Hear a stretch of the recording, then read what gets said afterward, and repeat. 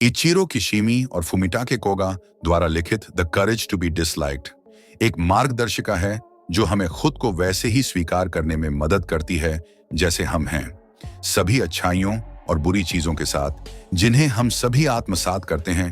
जरूरत स्वयं को स्वीकार करने और गले लगाने की है। यदि आप उनमें से हैं जो दूसरों की राय से परेशान हो जाते हैं, तो आप सही जगह पर हैं। पढ़ते रहे और बेहतर बने। क्या आप खुद से प्यार करते हैं? अपने जीने के तरीके से संतुष्ट हैं? या क्या आप दूसरों द्वारा स्वीकृति पर विशेष ध्यान देते हैं? दूसरे लोग क्या सोचते हैं? क्या आप उनकी मंजूरी से अधिक अपनी परवाह करते हैं? यदि ये महत्वपूर्ण सवाल हैं आपके लिए, तो मैं आपको बधाई देना चाहूंगा, क्योंकि आप यहां पर आकर अपने सभी संदेहों को दूर कर सकते हैं। परिचय। आज हम the courage to be disliked किताब के बारे में बात करने जा रहे हैं, जिसे इचिरो किशिमी और फुमिटाके कोगा ने लिखा है। इस किताब में बताया गया है कि कैसे आप अपनी जिंदगी को बदलकर खुशी पा सकते हैं। किताब में एडलरियन साइकोलॉजी के बारे में बताया गया है, जो एक आसान और सुखी जिंदगी पाने के लिए आपके नजरिए को बदलता है। किताब आपको बताती है कि कैसे अपने अंदर की शक्ति का इस्तेमाल करके आप अपना सबसे अच्छा और सच्चा इंसान बन सकते हैं, अपना भविष्य बदल सकते हैं और हमेशा के लिए खुशी पा सकते हैं। लेखक बताते हैं कि कैसे हम अपने खुद के भविष्य को पिछले अनुभवों, एक्सपीरियंसेस, संदेहों, डाउट्स और दूसरों की उम्मीदों से आजाद कर सकते हैं। यह कुछ ऐसा है जो हमें आजाद करता है, हमें बदलने के लिए साहस देता है और उन सीमाओं, लिमिटेशंस को अनदेखा करने की इजाजत देता है जो हम और हमारे आसपास के लोग हम पर डाल सकते हैं। यह किताब आपको अपनी पूरी जिंदगी को बदलने में मदद करेगी। किताब को अच्छे से समझने के लिए हम इस किताब को 11 जरूरी अध्यायों में डिस्कस करने जा रहे हैं। तो चलिए शुरू करते हैं। अध्याय 1, अपनी जिंदगी कैसे बदले। आप किसी भी समय बदल सकते हैं, लेकिन आप ऐसा कर नहीं पाते हैं क्योंकि आप यह करने का विकल्प, ऑप्शन नहीं चुनते हैं। मतलब आप बदलाव के लिए जरूरी कदम नहीं उठाते हैं और अपने अतीत में उलझे रहते हैं।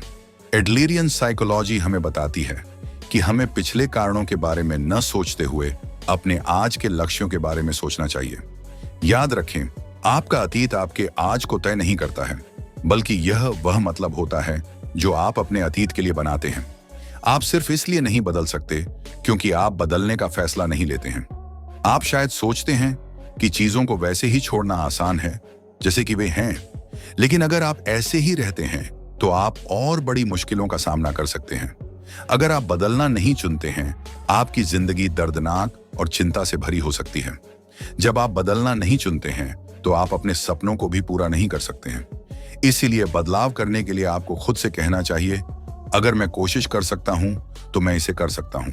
साथ ही आपको पूरे साहस के साथ बदलाव करना चाहिए। अगर आपके पिछले अनुभव अच्छे नहीं थे, तो इसका मतलब ये बिल्कुल नहीं है कि आप अपना आज अच्छा नहीं कर सकते। आप अपने उद्देश्यों, ऑब्जेक्टिव्स या सपनों को पूरा करने के लिए जो कुछ भी करते हैं, उससे आप अपना आज बनाते हैं। मतलब यह हुआ कि आप अपनी जिंदगी का मतलब और अनुभव खुद बनाते हैं। इसलिए अपनी जिंदगी में बदलाव करने से कभी पीछे ना हटे, डटे रहे और आखिर में आप अपनी जिंदगी बदल सकते हैं। अध्याय 2, आप भावनाओं को बनाते हैं। अब जैसा कि आप जानते हैं कि आपके बदलाव की शुरुआत बदलाव करने के फैसले से होती है, इसलिए आपको जानना होगा कि बदलावों के बीच रुकावट क्या आती है जिससे आप लगातार बदलाव नहीं कर पाते हैं। जवाब है आपकी भावनाएं। जी हाँ, आपकी भावनाएं ही होती हैं जिसकी वजह से आप मुश्किलों का सामना करते हैं और बदलाव पूरा नहीं कर पाते हैं। मतलब आपकी जिंदगी में जब कुछ आपके अनुसार नहीं होता है, तो आप गुस्से में चिल्लाने लगते हैं और आपकी भावनाएं आप पर हावी हो जाती हैं। दूसरे शब्दों में, चिल्लाने के लिए आपने गुस्से की भावना पैदा की। गुस्सा एक ऐसी भावना होती है जो आपको बेकाबू कर देता है और आप गलत फैसले लेने लगते हैं। इसलिए कहा जाता है, गुस्से में लिए गए फैसले मुसीबत के जैसे होते हैं।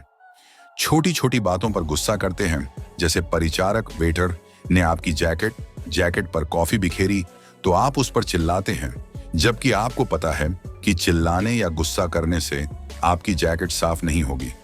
इसीलिए आपको शांत रहना चाहिए और अपनी भावनाओं को नियंत्रित, कंट्रोल करना सीखना चाहिए। याद रखिए, हम भावनाओं से नियंत्रित नहीं होते हैं, बल्कि हमें अपनी भावनाओं को नियंत्रण में रखना चाहिए। अगर आप अपनी भावनाओं और गुस्से को काबू नहीं कर सकते हैं, तो आप अपनी जिंदगी को भी नियंत्रण नहीं कर पाएंगे। इन सब से बाहर निकलने के लिए अभी अपने आप को स्वीकार करें और अपनी भावनाओं को खुद पर हावी न होने दें। शांत रहने की कोशिश करें, गलतियों के लिए खुद को और दूसरों को माफ करें, साथ ही नतीजे की परवाह किए बिना आगे बढ़ने का साहस रखें। अगर आप अपनी भावनाओं को नियंत्रित करना सीख जाते हैं, तो आप अपनी पूरी जिंदगी को नियंत्रित कर सकते हैं।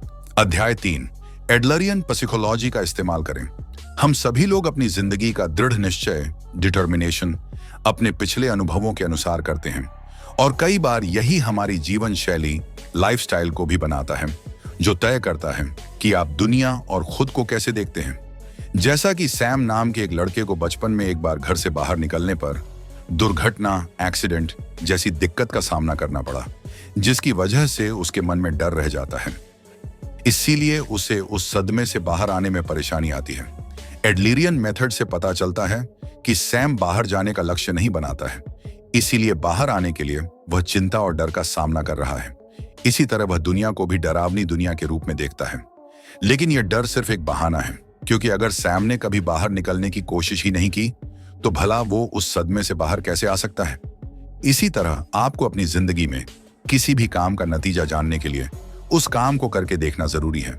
तभी आप उसके सकारात्मक पहलू को भी देख पाएंगे।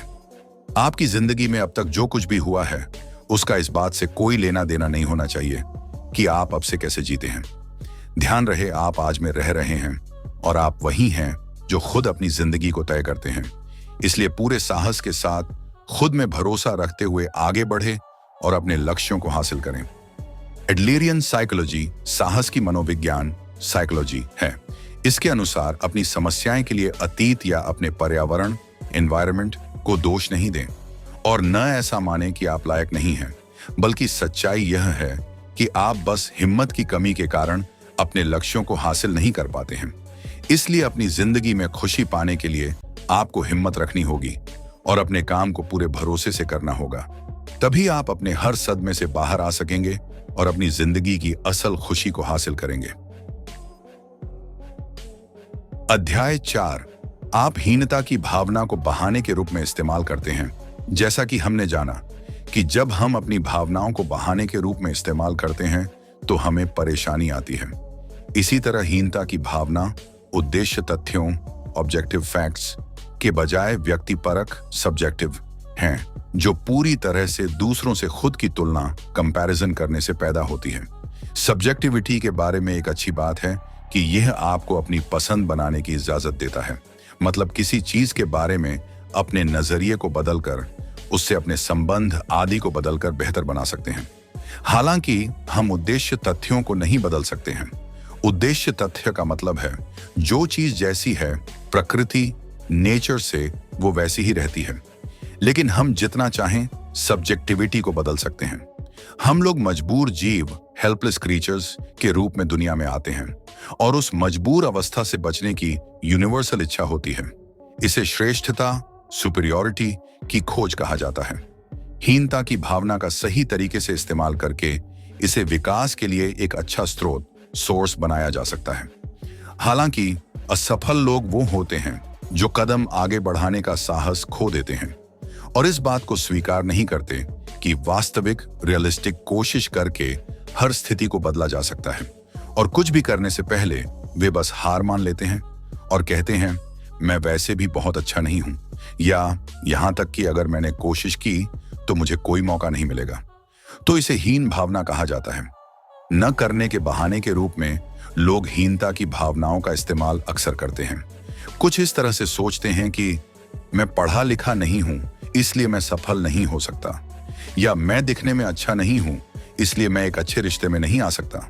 यह हीन भावना का इस्तेमाल करके कहा जाता है। जबकि सफल लोग वे होते हैं जिनके पास उत्कृष्टता, एक्सीलेंस होता है और वे हर काम ऐसे करते हैं जैसे कि वे महान हैं और उत्कृष्टता की भावना से आगे बढ़ते हैं।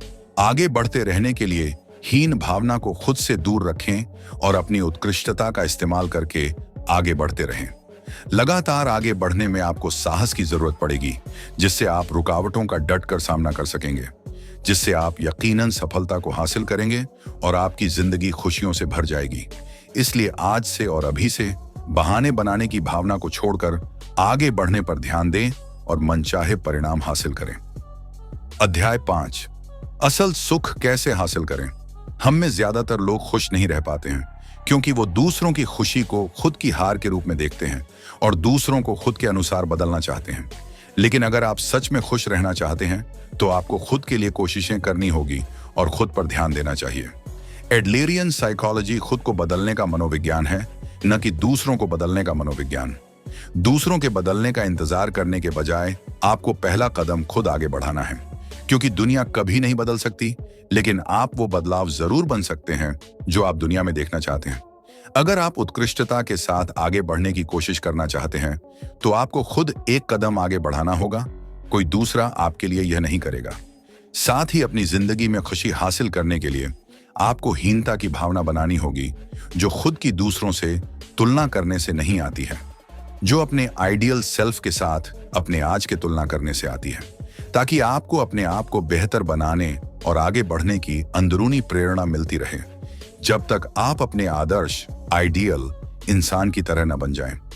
समाज की नजरों में अपनी सफल जिंदगी को बनाते समय बहुत से लोग खुश नहीं होते हैं, क्योंकि वे सिर्फ प्रतियोगिता कंपटीशन में रह रहे हैं। लेकिन जब आप ये महसूस करेंगे कि लोग मेरे साथ ही हैं, तो दुनिया को देखने का आपका तरीका बदल जाएगा और आप अपनी खुशी को हासिल कर सकेंगे। एडलर मानते हैं कि उत्कृष्टता की खोज महान होने की कोशिश करने की एक यूनिवर्सल इच्छा है, जो आपको आगे बढ़ने के लिए खुद कदम उठाना सिखाती है, जिसके लिए आपको बाकी लोगों की तुलना में बड़ा होने का लक्ष्य बनाने के लिए प्रतियोगिता करने की जरूरत नहीं है।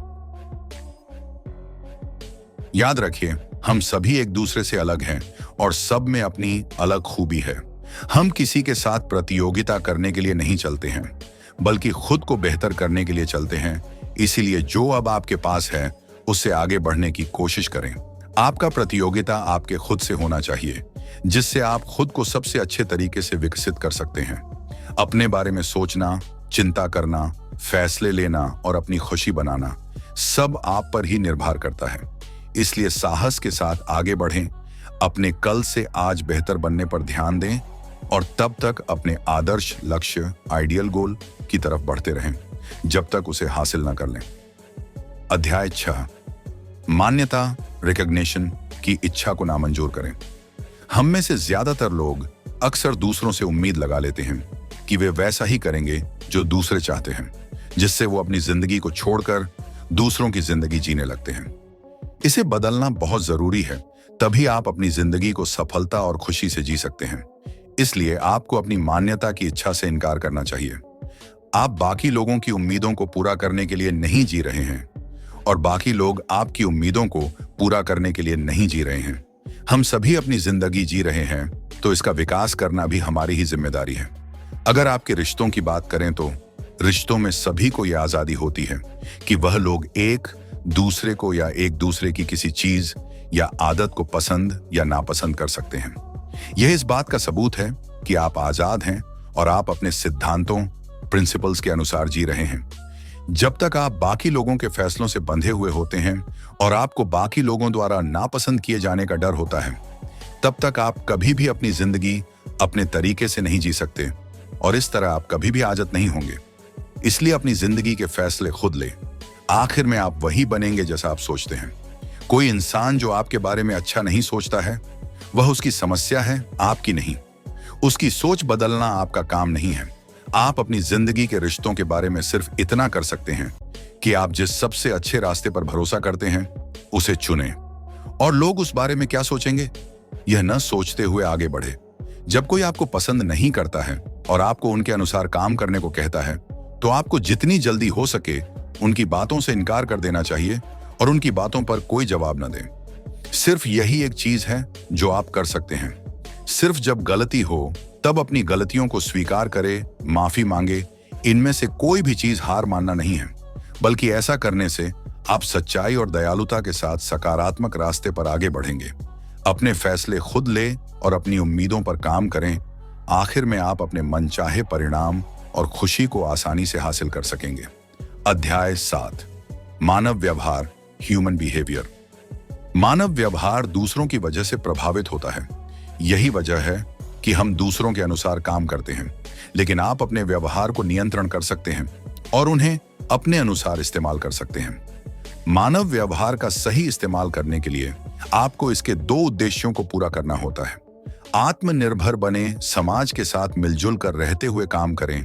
इन व्यवहारों को अपनी जिंदगी में लाने के लिए आपको खुद में समझ विकसित करनी होगी कि मेरे पास काबिलियत है और लोग मेरे साथी हैं। मैं अपनी जिंदगी में वो सब हासिल कर सकता हूं जो मैं चाहता हूं। इसके साथ ही आपको अपनी जिंदगी के जरूरी काम को करने पर ध्यान लगाना चाहिए। एडलर ने जिंदगी के काम को 3 कार्यों में बांटा है, जिसका सामना करके आप अपने उद्देश्यों को हासिल कर सकते हैं। काम के काम, आपके सभी पेशेवर जीवन, प्रोफेशनल लाइफ से जुड़े काम। दोस्ती के काम, आपके दोस्त, रिश्तेदारों से जुड़े काम। प्यार के काम, आपके अपनों से प्यार की भावना रखने के काम। अगर आपके दोस्त या अपने खुश नजर आते हैं तो उस खुशी को अच्छी तरह मनाएं। यही प्यार जाहिर करने का तरीका है। ऐसे रिश्ते जिनमें लोग एक दूसरे पर रोक लगाते हैं आखिर में टूट जाते हैं। इसलिए अपने अपनों को उनके फैसलों में सहायता करें और उनकी कामयाबी के लिए खुश रहें। एडलर कभी भी जिंदगी के काम को अच्छाई और बुराई के रूप में नहीं देखते हैं। वो कहते हैं जिंदगी साहस का मुद्दा है, इसलिए सफलता के लिए इसकी बहुत जरूरत होती है। अगर कोई सही काम करता है तो उसे खुशी हासिल होती है, लेकिन अगर कोई गलत काम करता है तो उसे सजा मिलती है। हमें इनाम और सजा हासिल करने की शिक्षा दी जाती है, जो हमें गलत जीवन शैली, लाइफस्टाइल की ओर ले जाता है, जिसमें लोग सोचते हैं कि अगर कोई मेरी बड़ाई करने वाला नहीं है तो मेरे काम का कोई फायदा नहीं है। और यह इनाम और सजा देने का सोच बताता है कि अगर कोई सही काम करता है तो उसकी बड़ाई की जाएगी, जिससे लोग यह भी सोचते हैं कि अगर मैं सही काम नहीं करूंगा और अगर कोई मुझे सजा देने वाला नहीं है तो मैं भी गलत काम करूंगा। आपको ऐसी सोच रखने के बजाय वो काम करने चाहिए जो आपको अच्छे परिणाम दिलाएंगे। बुरे काम से आप शायद सफल हो सकते हैं, लेकिन खुश कभी नहीं हो सकते हैं। इसलिए आपको अपनी खुशी और कामयाबी दोनों को हासिल करने के लिए अच्छे काम करने चाहिए। बेशक कोई देखने वाला हो या नहीं, आप अपनी जिंदगी खुद जी रहे हैं और इसे बेहतर करना भी आपकी जिम्मेदारी होनी चाहिए। अध्याय 8, कामों को कैसे अलग करें। दूसरों की परवाह करना ही सही मानव व्यवहार का इस्तेमाल करना है, इसलिए दूसरों की परवाह किए बिना काम ना करें। इसे समझने के लिए एडलरियन साइकोलॉजी के उस विचार को समझना जरूरी है जिसे काम का पृथक्करण, सेपरेशन कहा जाता है। हमें यह किसका काम है के दृष्टिकोण से सोचने की जरूरत है और अपने खुद के काम को बाकी लोगों के काम से लगातार अलग करना है। एक दूसरे के काम में दखल नहीं देना है। आमतौर पर सभी रिश्तों की समस्याएं बाकी लोगों के काम में दखल देने या अपने खुद के काम में दखल देने के कारण होती हैं। यह किसका काम है यह बताने का एक आसान तरीका है यह सोचना कि जो काम चुना गया है उसके परिणाम को आखिर में कौन हासिल करने वाला है, और फिर जो हासिल करने वाला है उसे मिलकर काम करना चाहिए। एडलरियन सोशियोलॉजी दखल देने के दृष्टिकोण की सिफारिश नहीं करती है। दखल न देना न जानने का रवैया, एटीट्यूड है, और इसमें आपको यह जानने में भी दिलचस्पी नहीं होती है कि कोई दूसरा क्या कर रहा है। इसके बजाय आप यह जानकर कि दूसरा शख्स क्या कर रहा है उसकी मदद करते हैं। मतलब आप उसके काम में दखल देने के बजाय वह करने में उसकी मदद करते हैं जिसको करने के सारे फैसले उसी इंसान के होते हैं। भरोसा करने का काम भी काम का पृथक्करण होता है, जिसमें आप अपने साथी पर भरोसा करते हैं और यही आपका काम है। लेकिन वह इंसान आपकी उम्मीदों और भरोसे के संबंध में कैसे काम करता है यह उनका काम है। बाकी लोगों के काम में दखल देना और बाकी लोगों के काम को अपना बना लेना आपकी जिंदगी को भारी और मुसीबत से भरा बना सकता है। अगर आप चिंता और दर्द की जिंदगी जी रहे हैं जो आपके रिश्तों से बनी है तो आपको अपनी सीमा, लिमिट जाननी होगी। ऐसी स्थिति का सामना करने पर यहां से ये मेरा काम नहीं है कहें और बाकी लोगों के काम को करना छोड़ दें। ये बोझ को हल्का करने और जिंदगी को आसान बनाने की दिशा में पहला कदम है। याद रखें, जिंदगी के 3 काम हैं, काम, दोस्ती और प्यार।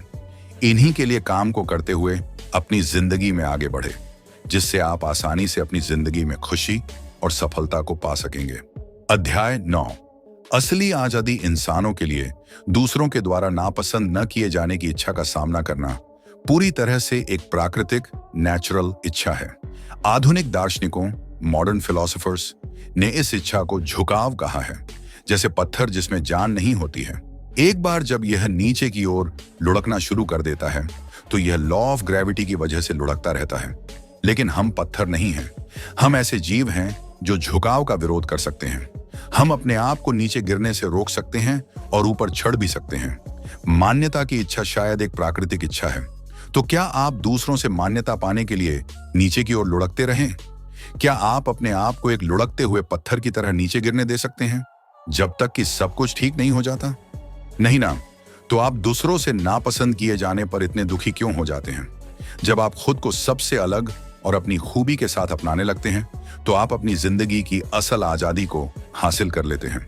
आजादी को दूसरे लोगों द्वारा नापसंद किया जा रहा है। जब आप किसी के द्वारा नापसंद किए जाते हैं तो यह इस बात का सबूत है कि आप अपनी आजादी का इस्तेमाल कर रहे हैं और आजादी के साथ जी रहे हैं, और यह एक संकेत है कि आप अपने सिद्धांतों के अनुसार ही जी रहे हैं। अपने आप को इस तरह से बनाना कि आप किसी को भी नापसंद न हो, यह जिंदगी जीने का एक सबसे आजाद तरीका है, लेकिन यह असंभव भी है। जब कोई इंसान अपनी आजादी का इस्तेमाल करना चाहता है तो उसे उसकी कीमत चुकानी पड़ती है। और पारस्परिक संबंधों, इंटरपर्सनल रिलेशनशिप में आजादी की कीमत यह है कि एक इंसान को बाकी लोगों द्वारा पसंद करने के साथ साथ नापसंद भी किया जाता है। इसलिए अगर आप अपनी जिंदगी की असल आजादी को अपनाना चाहते हैं तो आपको नापसंद होना अपनाना होगा। तभी आप अपने अनुसार काम कर सकेंगे और अपनी असली खुशी को पा सकेंगे। अध्याय 10, आत्म पुष्टि, सेल्फ अफर्मेशन। दूसरों में भरोसा, दूसरों के लिए योगदान। जब आप खुद की भलाई को दूसरों के लिए चिंता यानी कि समाज की भलाई की ओर बदल रहे होते हैं और समुदाय, कम्युनिटी की भावना हासिल कर रहे होते हैं, इस समय आपको 3 चीजों की जरूरत होती है जो आपकी मदद करती हैं: आत्म पुष्टि, दूसरों में भरोसा और दूसरों के लिए योगदान। आत्म पुष्टि, सेल्फ अफर्मेशन, खुद को सुझाव देने से संबंधित है, जिसमें आप खुद को अपने भले के लिए एहसास दिलाते हैं, जैसे मैं यह कर सकता हूं या मैं मजबूत हूं। यह एक ऐसी मान्यता है जो उत्कृष्टता, एक्सेलेंस को ला सकती है, और इसे जीने का एक तरीका भी कहा जा सकता है, जिसमें इंसान खुद से उस तरह की बातें कहता है जैसी चाहता है। इसे और ज्यादा आसान शब्दों में कहें तो मान लें कि आपने एग्जाम में 60% का अंक स्कोर किया है। अपने आप को बताएं, मैं इस बार बस बदकिस्मत हो गया, क्योंकि असली अंक 100% है। तो यही आत्मपुष्टि कहलाती है। इसके विपरीत अगर कोई खुद को 60% के रूप में स्वीकार करता है और खुद के बारे में सोचता है कि मुझे 100% के करीब कैसे जाना चाहिए, तो यही आत्मपुष्टि कहलाती है। मतलब खुद की स्थिति के बारे में सब कुछ मान लेना, और जैसा आप मान लेंगे वैसे ही बन जाएंगे। इसलिए जिस तरह के परिणाम आप वास्तव में चाहते हैं वैसी ही बातें अपने आप से करें। यही आत्मपुष्टि का सार है। दूसरों पर भरोसा। भरोसा बिना किसी बनाई गई शर्तों के होता है। भले ही किसी के पास किसी पर भरोसा करने के लिए काफी बुनियाद न हो, फिर भी वह भरोसा करता है। जैसे सुरक्षा की चीजों के बारे में हम खुद को परेशान किए बिना किसी शर्त के भरोसा करते हैं। यही हमारा आत्मविश्वास, सेल्फ कॉन्फिडेंस है। अगर कोई अपने आप को वैसे ही स्वीकार कर सकता है और यह पता लगा सकता है कि दूसरा इंसान क्या कर सकता है और क्या नहीं, तो वो यह भी समझ सकता है कि दूसरों पर भरोसा कैसे करें और उनके साथ मिलकर काम कैसे करें। दूसरों पर भरोसा रखने का मतलब दूसरों को एक साथी के रूप में देखने से है, जिससे कोई भी अपनापन की भावना पा सकता है और उसे भरोसा हो जाता है कि आपके साथ रहना ठीक है। दूसरों के लिए योगदान। दूसरों के लिए सबसे आसानी से समझा जाने वाला योगदान काम है। काम के जरिए से ही इंसान दूसरों के लिए योगदान देता है और अपने समुदाय, कम्युनिटी के लिए काम करता है। इन्हीं तीनों का इस्तेमाल करके आप दुनिया या समाज की भलाई के लिए काम कर सकते हैं और आत्म शांति को पा सकते हैं, जो आपको अनगिनत खुशी का एहसास कराएगा। अध्याय 11, मामूली, मॉडेस्ट होने का साहस। हम सभी अपनी जिंदगी में खास होना चाहते हैं, पर क्या कभी आपने सोचा कि आखिर खास होना जरूरी क्यों है? जवाब है, ऐसा इसलिए होता है क्योंकि कोई अपने आप को मामूली या औसत, एवरेज नहीं मानना चाहता। और इसी वजह से जब किसी इंसान को बहुत ज्यादा अच्छा बनना बहुत मुश्किल लगने लगता है, तो इंसान बहुत बुरा बनकर खास बनने के लिए सारी कोशिशें करता है। लेकिन क्या मामूली होना असल में इतनी बुरी बात है? क्या यह कुछ कम है? क्या सच में हर कोई मामूली नहीं है? सीधे शब्दों में कहे तो अगर आप सेल्फ एफर्मेशन का पहला जरूरी कदम चुनते हैं तो आप मामूली होने का साहस रख सकते हैं, जिसके साथ दुनिया को देखने का आपका तरीका भी बदल जाएगा। किसी को बिना जरूरत के अपनी श्रेष्ठता, सुपीरियॉरिटी दिखाने की जरूरत नहीं होती है। आप मामूली दिखकर भी महान बन सकते हैं। बस आपको अपनी समुदाय, कम्युनिटी की भलाई के लिए काम करते रहने चाहिए। खास होने का साहस तो सब दिखा सकते हैं, पर असल में खास वही होता है जो खास होकर भी एक मामूली होने का साहस सबको दिखा सके। हमारी जिंदगी पलों की एक जंजीर, चेन है जो न तो अतीत और न ही भविष्य में मौजूद है। यह आज में ही है, इसीलिए यहाँ और अभी में जियो। अपने आप को अतीत या भविष्य की चिंता में न डालकर अपने आज का मजा लो। जिंदगी हमेशा आसान होती है। जिंदगी में ऐसा कुछ नहीं होता है जिसके बारे में आपको बहुत गंभीर होने की जरूरत पड़ती हो। अगर आप हर पल को ईमानदारी से जी रहे हैं तो आपको ज्यादा गंभीर होने की जरूरत नहीं है। बस ध्यान रहे, आपकी जिंदगी आपकी है, इसलिए इस जिंदगी को बेहतर करने के फैसले भी आपके ही होने चाहिए। जब आप इस दृष्टिकोण, पॉइंट ऑफ व्यू को अपनाते हैं तो आपकी जिंदगी हमेशा खुशी से भरपूर हो सकती है और आप अपनी जिंदगी को सफलता, खुशी और शांति से जीने लगते हैं। इसलिए आज से ही इस नए दृष्टिकोण को अपनी जिंदगी का हिस्सा बनाएं और अपनी जिंदगी के बेहतर आज और कल को जीने के लिए तैयार हो जाएं। निष्कर्ष तो दोस्तों, इस किताब की मदद से हमने अपनी जिंदगी को खुशियों से भरी जिंदगी में बदलने के बारे में जाना। लोगों के नापसंद किए जाने के बावजूद खुशी और हिम्मत से, इज्जत से जीने के तरीके के बारे में जाना। याद रखें कि जिंदगी उतनी मुश्किल नहीं है जितनी नजर आती है। बस आपको अपना नजरिया बदलना है और पूरी हिम्मत के साथ अपनी जिंदगी को बेहतर बनाने के फैसले खुद लेने हैं। जब आप अपनी जिंदगी में साहस का नया नजरिया विकसित, डेवलप कर लेते हैं तो खुशियों से भरी जिंदगी जीना काफी आसान होने लगता है और आप अपनी जिंदगी में खुशियों से भरा बदलाव ला सकते हैं। The courage to be disliked किताब की समीक्षा।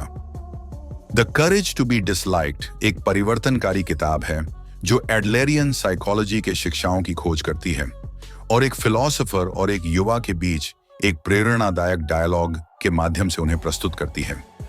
इचिरो किशिमी और फुमिटके कोगा द्वारा लिखी गई इस किताब में पाठकों को अपने सही आत्मा को अपनाने की सलाह दी जाती है, मान्यता और सामाजिक मान्यता की आवश्यकता को छोड़कर। यह किताब व्यक्तियों को उनके चुनावों के लिए जिम्मेदारी लेने, मीनिंगफुल संबंध विकसित करने और खुद के अंदर खुशी खोजने के लिए प्रेरित करती है। इसके रोमांचकारी नैरेटिव और अच्छे इंसाइट्स के माध्यम से the courage to be disliked पाठकों को पिछले ट्रॉमास की शिकंजों से मुक्त होने और ऑथेंटिकली जीने की प्रेरणा देती है, व्यक्तिगत विकास और स्वीकृति को प्रोत्साहित करके। जो भी व्यक्ति पूर्णता और मुक्ति की तलाश में है, उनके लिए यह एक जरूर पढ़ने वाली किताब है। साहसी वही होता है जो दूसरों की नजरों से ऊपर उठकर अपने जीवन की दिशा खुद तय करता है। इस किताब का असली संदेश यही है, सबकी पसंद होना जरूरी नहीं है, बल्कि अपने आप से प्यार करना जरूरी है। क्या आप अपने जीवन की कहानी खुद लिखने के लिए तैयार हैं? हिम्मत कीजिए, दुनिया को दिखाइए कि आप किसी से कम नहीं हैं। अगर ये वीडियो आपको हिम्मत दे गई हो तो द बुक टुक चैनल को लाइक, शेयर और सब्सक्राइब करना ना भूलें। और याद रखिए, पसंद किया जाना जरूरी नहीं है, बल्कि खुद से प्यार करना जरूरी है। मिलते हैं नेक्स्ट वीडियो में और सब्सक्राइब करना मत भूलना ऐसी और वीडियो के लिए। धन्यवाद।